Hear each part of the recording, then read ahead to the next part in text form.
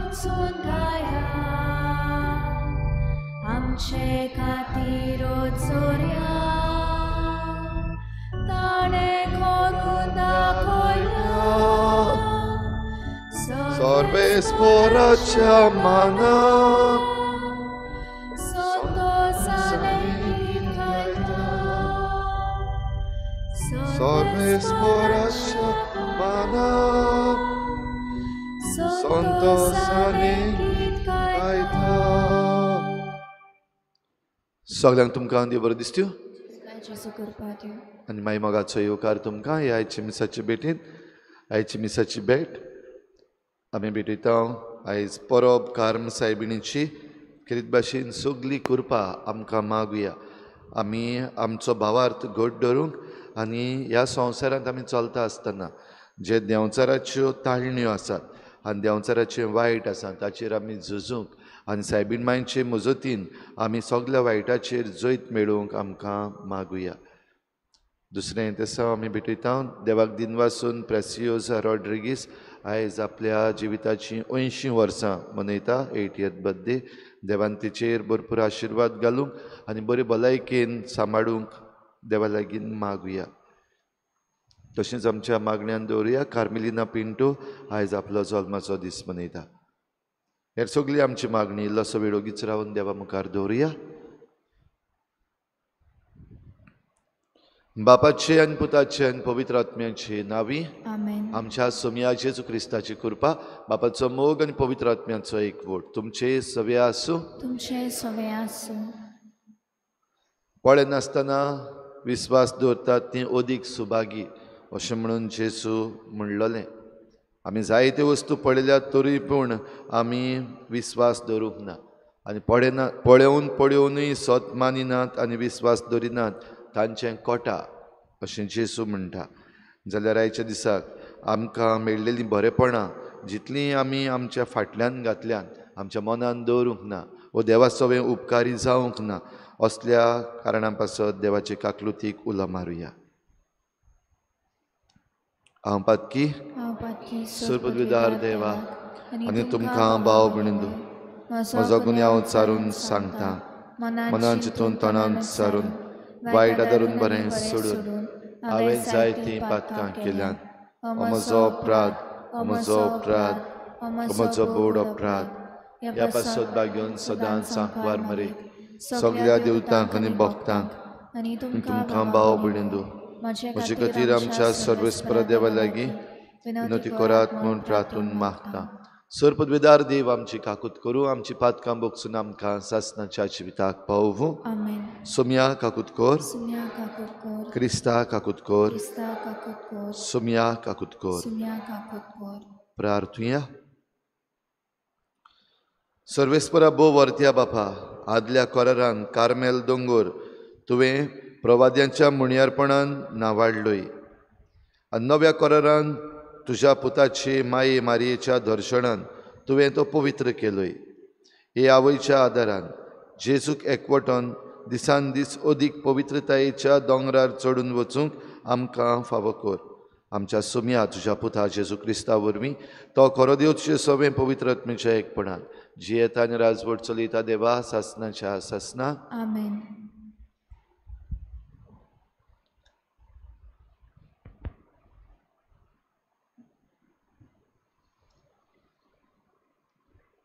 इजायास प्रवादाच्या पुस्तका वेलें वाचप. जोतामांक ओजियासाच्या पुताक आकाज म्हणलोलो एक पूत आसलो. हो जुदाचेर राजवट चलयतालो. तेन्ना राजोन आरामाचो राजा ताचेर आक्रमण करूंक जेरुजाल्याक गेलो. राजोनान आपणा बराबर रेमाल्याच्या पुता पेकाक इस्रायलाच्या राजाक व्हेलो पूण तांच्यान तें जिखून घेवंक जालें ना. दाविदाच्या घोराण्यांक हो निरोप पावलो. आरामान एफ्रायमांत भितर सरून आपली फौज मांडल्या. रानांत झाडां वाऱ्यान हालतात ते भाशेन राजाचें काळीज आनी पोरजेचीं काळजां हालोंक लागलीं. सर्वेस्परान इजायासाक म्हळें, शेआर जाशूब तुज्या पुताक घेवन वयल्या तळ्याच्या पाटाच्या तोंकार बडोवनाराच्या शेताच्या रस्त्याशी आकाजाक मेळूंक वच आनी ताका सांग, चोत्राय दवर, थोंड राव आनी भिवू नाका. तुजें काळीज गोड दवर. ह्या 2 लांकडा कुडक्यां पासत दुवरत्या इंगळ्यां पासत भिवू नाका. आराम आनी एफ्राईम आनी रेमालियेचो पूत तुजो नाश करूंक कल्पतात म्हूण तूं आकांतू नाका. ते अशें म्हणटात, जुदाचेर दाड घालून ताका बेंकडावया आनी ताका आमच्या ताब्यांत करुया. थंय ताबिलाच्या पुताक राजा कसो दवरुया. तर सर्वेस्पोर देव अशें सांगता, हें अशें जावचें ना, तें घडचें ना, कित्याक आरामाची राजधानी दामास्क आनी दामास्काचो अधिपती राजोन. एफ्रायमाची राजधानी सामारिया, सामारियाचो अधिपती रेमालियेचो पूत. आनीक 6 वा 5 वर्सांनी एफ्रायमाचो बोंग जावन ती पोरजा आनीक उरची ना. पूण तुमी म्हजें सोत मानिनात जाशात जाल्यार तुमीय उरची नात. देवाचें उतर. देवाचे गोड उपकार. आमचो जबाब. आपलें शार सदांकाल देव राखून दवरता. पोतून म्हणया, आपले शार सदांकाल देव राखून दवरता. आमच्या देवाच्या शारांत ताका मान फावो कितलो. ताचो पवित्र पर्वत आपली सुंदर तोक्षी वयर काडून दाखयता. आखे प्रितुमेचो आनंद. जबाब. आपले शार सदांकाल देव राखून दवरता. सियोन पर्वत उत्तरीचो खरो दोंगर.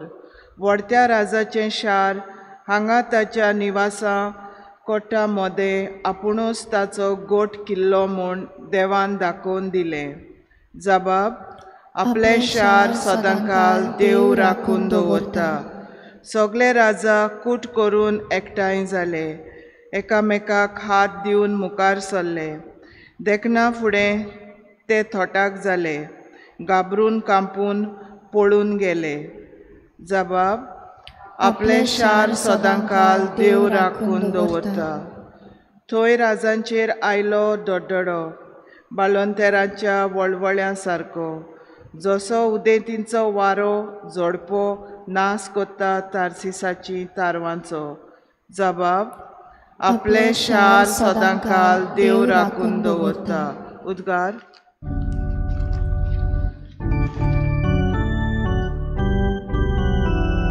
Sorvesporak, sorvesporak, Sorvesporak, sui sui.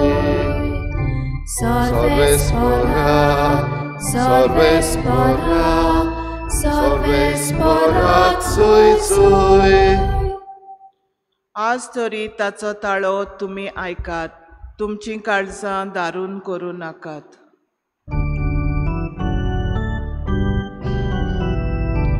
Sorvesporak, sorvesporak, sorvesporak, sui sui.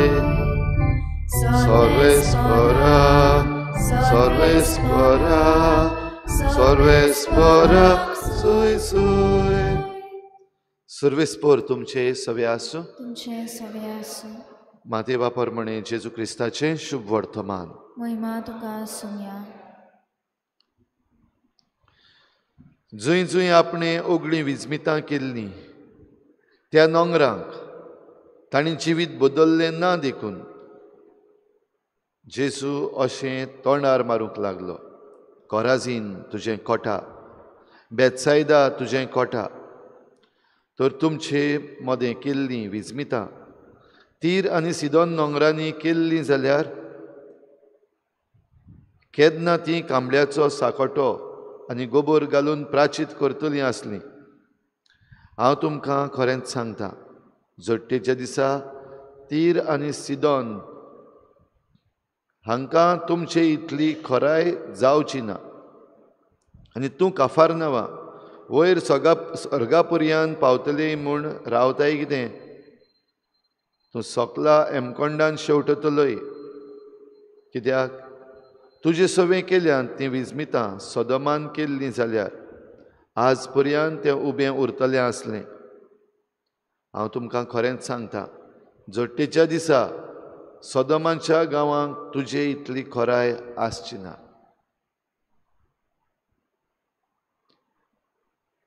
जेजू क्रिस्ताचें शुभ वर्तमान. वाखाणी तुका क्रिस्ता.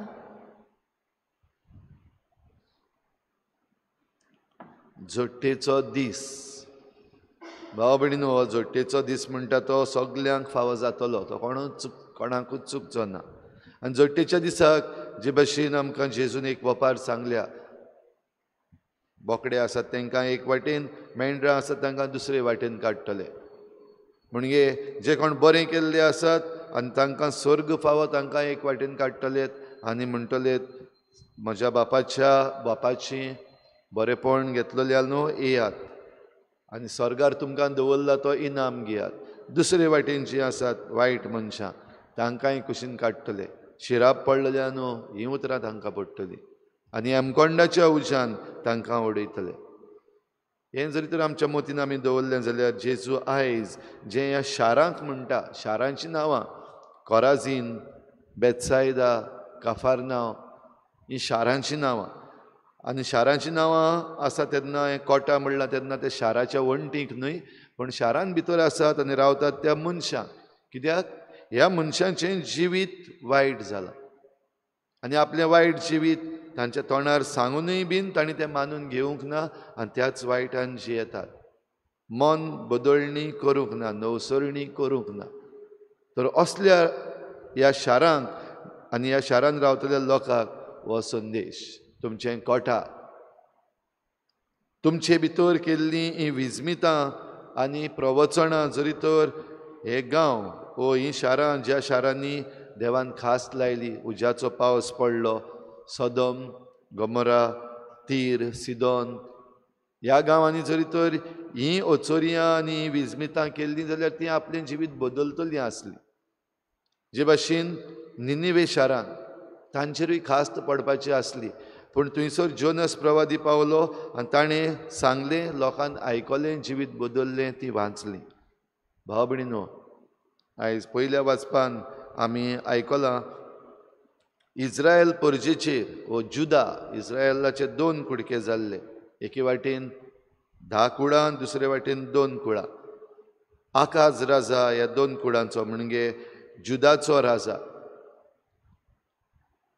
आनी दुसरे जे राजा आसात वो दुसरे अधिपती आसात ते सगळे बाराबर मेळून जुदाचेर घुरी घालपाक प्रयत्न करताले. हो आपलो प्लॅन केल्लो आनी तेन्ना सगळीं पर्जा भियेली, राजा भियेलो. आनी मागीर प्रवादी येतलो आनी ताका म्हणटलो, भियेनाका, वायट जे करतात त्या राजा बरोबर वचनाका, कित्याक देव हें शार राखता. भाव भयणीनो, देवाक पासून उपरांत मागीर ह्या मनशांची वीट आयिल्ल्या भशेन जाली आनी आख्खें शार दुस्मानाच्या हातान घालें. कित्याक हे परजेन देवान जें कितें सांगलेलें तें करूंक ना. आयज आमी आमच्या शारांत आसा, आमचें गोंयचें शार आसा, आमकां उदारगतीच्या मार्गार व्हरत आसा. उदारगत जावपाक जाय, पूण ही उदारगत जाता आसतना आमी खंयचे कायदे पाळले आनी खंयचे पाड घातल्यात. आपल्या हातान पदवी आसलेलो आमचो सरकार आयज कायदे कशे भाशेन बदलता आनी खंयच्या मनशां पासत, थोड्या मनशां पासत जांचे कडले आपणाक बडे कमिशन मेळटा, वो आपणाक फायदो मेळटा, वो आपणाक आनीक पदवी मेळटा, परतून नॅक्स्ट इलेक्शनाची तयारी जाता जाल्यार तांचे पासत बेस्तेच कायदे बदलीत आसा. हाचे विशीं जायते जाण आपलो ताळो उबारतात. एक स्वप्नेश शेल्लेकर म्हणलेलो आसा, दिसाच्या दिसाक व्हिडियो करून आमचे जमनी विशीं आमकां शिकयता. कितें कितें आमचो सरकार खंयचे खंयचे कायदे आपणाक जाय ती भाशेन मोडून लँड कन्वर्शन करून आयज आमचेंच शार एके भाशेन सारकेंच त्रासान पडलेलें आसा. आनी असल्या संदर्भान भाव भयणीनो, जेन्ना संदेश आमकां मेळ्ळलो आसा तेन्ना जरी तर आमी जिवीत बदली ना, नवसरणी करिना आमच्या जिविताची, जाल्यार हींच उतरां आमकांय फावो. तुमचें कोटा, गोंयकारांनो तुमचें कोटा, उरलेलीं शारां सोडया. पूण जरी तर आमी आमचें जिवीत बदलिना, आमचें जिवीत आमी निटायेर घालिना जाल्यार ती खास्त न्हयच फकत जे कोण कायदे बदलतात वो सरकारांत आसात वो करप्शन करतात तांकांच न्हू, पूण तांचे बरोबर सगल्यांक आमकांय भोव करून जाणीं आपलो ताळो उबारूंक ना, जाणीं आपले दोळे उगडूंक ना, आनी जें कितें वायट आसा तें सारकें करूंक आमी ह्या शाराचे आनी ह्या राज्याचे आमी नागरीक जावनूय कसलेच बरेपण हाडूंक प्रयत्न करूंक ना, तांकां आनी चड म्हारग पडटलें. जाल्यार आयज ही कृपा आमकां मागुया. कार्म सायबिणीची परब आयज आमी मनयता आनी ह्या कार्मेल दोंगरार एलिजा प्रवाद्यान सगळे हे जे बाल देवाचे प्रवादी आसले तांकां हारयल्ले. आनीक राणी जी सगळे आपणाच्या हातान घेवंक सोदताली आनी राजा आहाज राजा, आयज आमी वाचला तो आकाज राजा, आहाज राजा आनी जेजाबेल राणी ती सगळी आपली पदवी चलोवपाक सोदताली, देवाक इस्रायलाच्या खऱ्या जिव्या देवाक कुशीन उडोवपाक सोदताली, तांकां खास्त लागता. तर भाव भयणीनो, आमकां खास्त लावंक न्हय पूण आमचें नवसरलेलें जिवीत देवा मुखार दाखोवंक आनी हे भाशेन आमी सगळ्या देण्यांनी भरूंक आमकांच आनी आमच्या सगळ्या देशवासियांक ही कृपा आनी बोळ मागुया.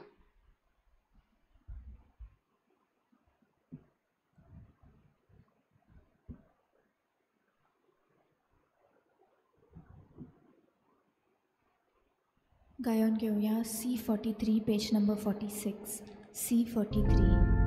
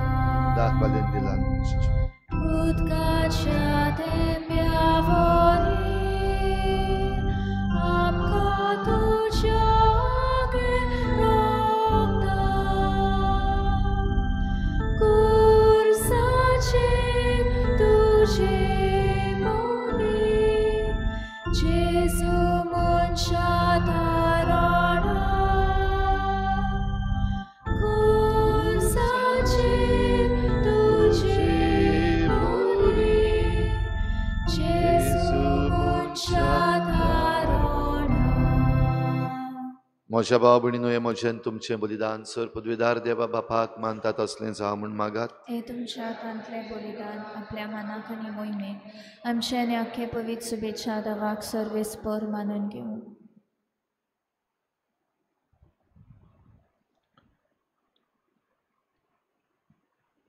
देवा आमच्या मोगाळ बापा, तुज्या एकल्याच पुताचे आवयचो भक्तीन उगडास काडून आमी तुका हें बलिदान भेटयता.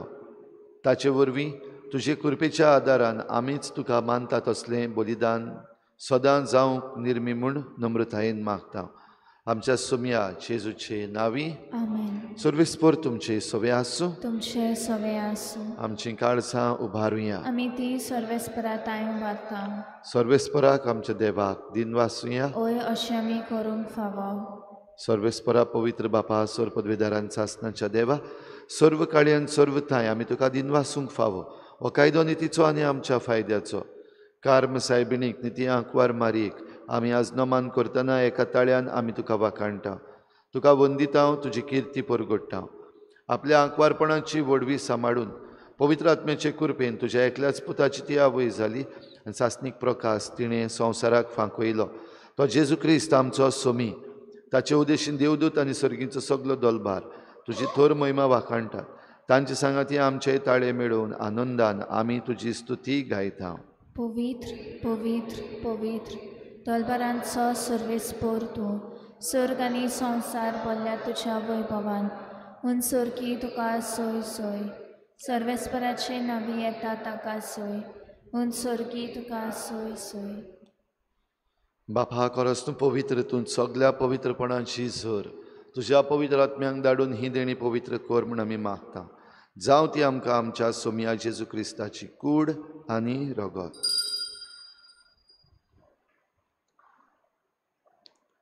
आपलेच कुशीन कोश्ट मरण सोसूंक वेचे आदीं ताणें उंडो घेतलो. तुका दिनवासून तो मोडलो, तो आपल्या शिसांक दिलो आनी म्हळें, हो तुमी समेस्त घेयात आनी खायात. ही म्हजी कूड तुमचे पासत समर्पणची.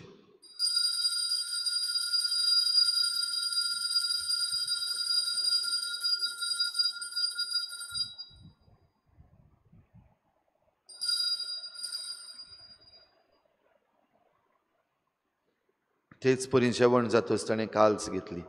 तुका नव्यान दिनवासलो ती आपल्या शिसांक दिली आनी म्हळें, तुमी समेस्त घेयात आनी हातलें पियेयात. ही म्हज्या रोगताची काल्स, नव्या आनी सासणीक कराराचें हें रगत. पातकांचें बोगसणें मेळच्याक तुमचे पासत आनी समेस्त मनशां पासत तें वारवतलें. हें म्हज्या उगडासाक करात.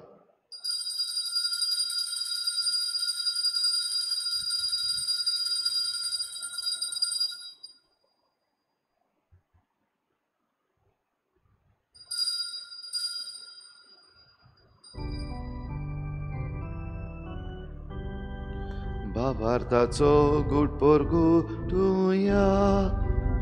तुझ्या खुर्सानी पुनर्जीवनपणा उर्फी तुवें आमकां सोडयली सोम्या. संवसाराच्या सद्गुणारा आमची जोडगो. बापा जेजूच्या मरणाचो आनी पुनर्जीवनपणाचो आमी भक्तीपणी उगडास करता आनी हो जिविताचो उंडो आनी सोडवणेची काल्स तुका समर्पिता. तुजे मुखार येवंक आनी तुजी सेवा करूंक आमकां फावो केलें देखून आमी तुका दिनवासता आनी जेजूची कूड आनी रगत शेवतले आमा समेस्तांक पवित्र आत्म्या वरवीं एकठांय कर म्हूण आमी नम्रतायेन मागता. सर्वेस्परा, आख्खे प्रितुमीचेर विस्तारलेले तुजे पवित्र सभेचो उगडास कर आनी फ्रांसीस आमच्या बागयोन बापा, फिलिप नेरी आमच्या गवळी बापा आनी सगळे याज्ञिकी वर्गा बरोबर तिका प्रिती मोगांत वाडय. पुनर्जीवनपणाचो बरवस धरून मेल्यात त्या सगळ्या आमच्या भावा भयणांची काकूत कर. तांकां तुजे इश्टागतीन मेल्ल्या समेस्तांक तुजें परजळीत मुखामळ पळोवंक फावो कर. आमा समेस्तांची हे भेटेक आयज हाजीर जाल्ल्या सगळ्या तुज्या भुरग्यांची दया कर म्हूण आमी मागता. आंकवार मरे देवाची माई सांगाती तिच्या पोती बागयोन जुजे, बागयोन धर्मदता, बागयोन जुजे वाज आनी बागयोन फ्रांसीस शावियर आनी सर्व काळी तुका मानवल्यात त्या सगळ्या भक्तां बरोबर सासणाच्या सुखांत आमकां वांटो दी. तांची सांगता तुजी महिमा गावंक आमकां फावो कर. जेजू क्रिस्ता तुज्या पुता वरवीं. त्याच जेजू वरवीं, त्याच जेजू सांगता, त्याच जेजू थंय पवित्र आत्मेच्या एकपणान सर्पद्वेदार बापा, सर्वंदन आनी वैभव तुका सासणाच्या सासना. आमेन. कार्मेल दोंगरार देव नवसरणेक उलो मारता. कार्मेल दोंगरार देव जैत दिता. आनी सायबीन माय जेन्ना सायमन स्टॉक हाका दिश्टी पडली आनीक बेतीन ताच्या हातान दिलें आनीक हे बेतीन एक सुरक्षेची खुणा, आमच्या भावार्थाची सुरक्षा, आमच्या जिविताची सुरक्षा, इच सुरक्षा, सेक्युरिटी, प्रोटेक्शन आमकां जण एकल्याक फावो कर म्हूण मागून जेजून शिकयल्लें प्रार्थन सगळीं बापाक उबारुया.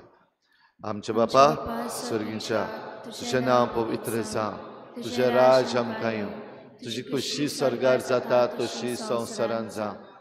आमचो दिसपट्टो गिरास आमकां दी आनी आमी आमचे चुकल्यांक बक्षिता तशी आमची पातकां बगोस आनी आमकां ताळणेत पडूंक दिवं नाका, पूण वायटांतली आमकां निवार.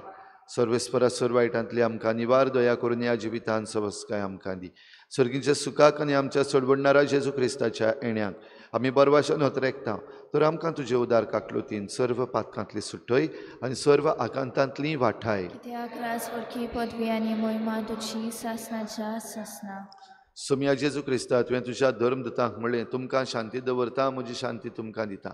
आमच्या पातकांचेर न्हय पूण तुजे पवित्र सभेच्या बाबाटाचेर दिश्ट घाल आनी तुजे कुशी पोरमणी तिका शांती दी आनी तूंच तिका एकवटान सांबाळ जो जियेतान राजवट चलयताय सासनाच्या सासना. आमेन. सोम्याची शांती सदां काल तुमचे सवे आसूं. तुमचे सवे आसूं. एकामेकाक मोगान शांती दिवया.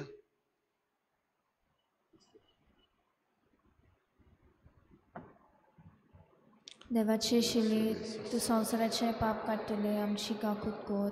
देवाचे शिले तूं संवसाराचे पाप काडटले आमची काकूट कोर. देवाचे शिले तूं संवसाराचे पाप काडटले आमकां शांती दी.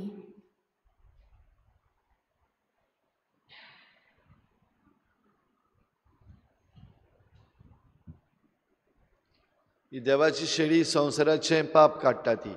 शेळीच्या जेवणाक आपयल्यान ती आमी सगळीं सुभागी. सुम्या तुवें म्हजे भितर येवचें म्हाका फावना पूण तुज्या एकाच उतरान म्हाका भलायकी मेळटली.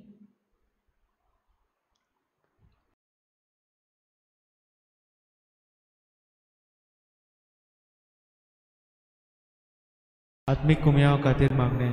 मोगाळा जेजू मोगाळा तूं जेजू भोव पवित्र संस्कारान तूं भोव पवित्र संस्कारान हाजीर आसाय म्हूण हाजीर आसाय हांव म्हूण सोत मानता. हांव साथ मानता. सगळ्या वस्तूंवन हांव सगळ्या वस्तूंवन हांव तुजो मोग करता तुजो मोग करता आनी हांव तुका आनी हांव तुका म्हज्या आत्म्यान घेवन म्हज्या आत्म्यांत घेवन आशेता. आशेता. हे घडयेक एक घडयेक तुका हांव तुका हांव संस्कारान घेवन संस्कारांत घेवन शोकना म्हणटच शकना म्हणटोच आत्मीक वाटेन तरी आत्मीक वाटेन तरी म्हज्या काळजान ये. म्हज्या काळजान ये. तूं म्हज्या काळजान तूं म्हज्या काळजान आसा म्हूण समजून आसा म्हूण समजून हांव तुका वेंगयता हांव तुका आनी वेंगयता आक्कोच आनी आख्खीच तुका एकवडटा. तुका एकवडटा. तुजे कडसून तुजे कडसून केदींच वेगळो जावं केदींच वेगळी जावं म्हाका दिवं नाका. म्हाका दिवं नाका. आमेन. आमेन.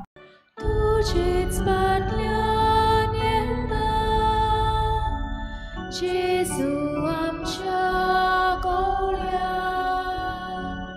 भुकेन आमी मरता जेजू आमच्या ओंड्या. तुजेच फाटल्यान येता जेजू आमच्या गोळ्या भुकेन आमी मरता जेजू आमच्या ओंड्या.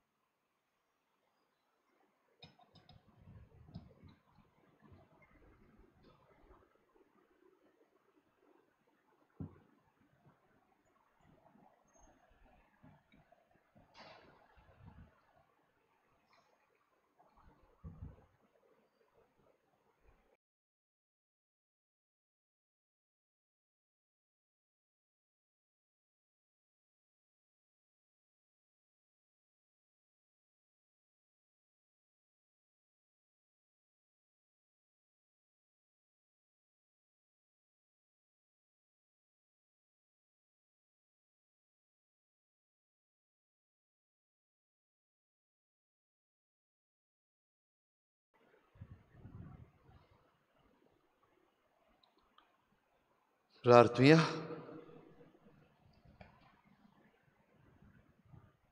सर्गींच्या बापा तुज्या पुताच्या आवयचो उगडास काडून ह्या पवित्र जेवणान आमी वांटो घेतला आनी ताचे वरवीं आमच्या सोडवणाऱ्या जेजूच्या जिवान तुवें आमकां भरल्याय. आंकवार मरेची देख घेवन आनी तिच्या आदारान त्याच जिवान दिसान दीस अदीक बरोवन आमचें जिवीत तुवें सोडयलेल्या भुरग्यांचें मोगाचें जिवीत जावं.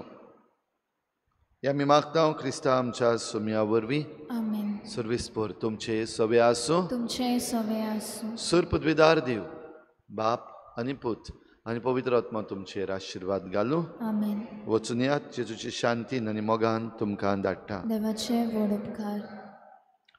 उत्सवीक वर्साक मागणे.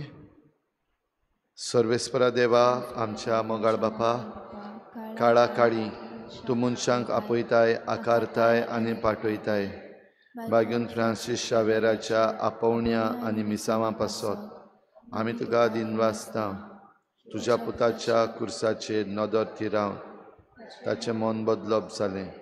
संवसारी मान सोडून मिस्योनारी उर्बेन शुभ वर्तमानाचो तो दिरादीक परगटणार जालो. ताच्या रेलिकेची दापाचीक दाखोवणी तशेंच 2025 उत्सवीक वर्सा आमी तयार जातना पवित्र कुर्साच्या बळान आमचो एकचार थिराय. तुज्या उतराच्या उसवाडान आनी परिशदीक मनान तुवें दिल्ले मिसांव सहभागिल्लीपणान फुडें व्हरूंक आमचीं पावलां उसवाडाय. अशें पवित्र आत्म्याचे स्फुर्तेन संवसाराक बरवसो दितली शुभ वर्तमानांची उर्बेवंत परगटणारां आमकां कर. आमीन. गायन घेऊया T12 पेज नंबर 207. T12.